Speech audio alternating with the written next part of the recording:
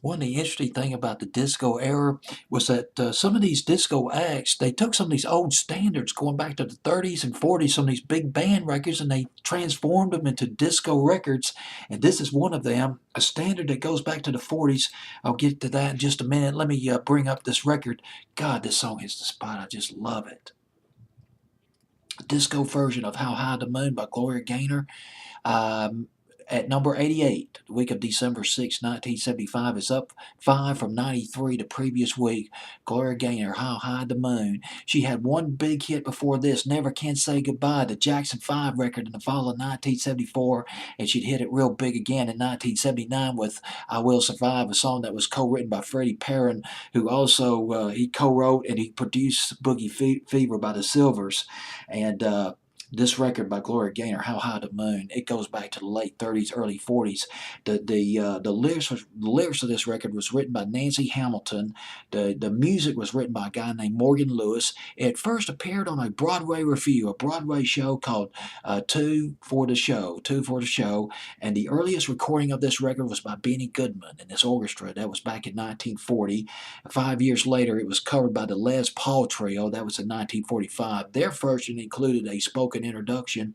Stan Keaton had some success with it in 1948 with lead singer named Judy Christie, band leader Stan Keaton with June Christie rather on vocals. But then the big hit with it was Les Paul and Mary Ford. They took this song How High the Moon to number one for 9 weeks back in 1951. This is a standard that's been covered by loads of people, including Nat King Cole and Duke Ellington, and we got Gloria Gaynor.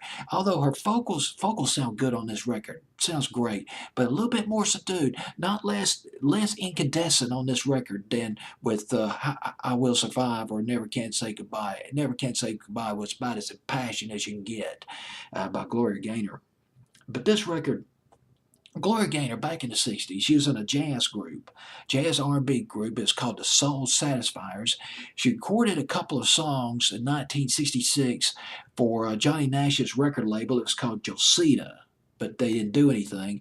But then her luck changed big time when she was signed in the mid 70s to Columbia. Was it Columbia? Yeah, it was Columbia Records by Clive Davis in the mid 70s. And that's when things started to happen for Gloria Gaynor. And this record by her, God, How High the Moon, I love this, man. Let me just listen to this on the thing, man. I don't know if you can hear it or not, but boy, it sounds good. Yeah, this is a nice disco version. How High the Moon got as high as number 75 on Billboard's Hot 100. It was on Billboard's Hot 100 for 5 weeks. That is it. Just another great disco record that bit the dust. Gloria Gaynor, brought to you by Mr. DJ.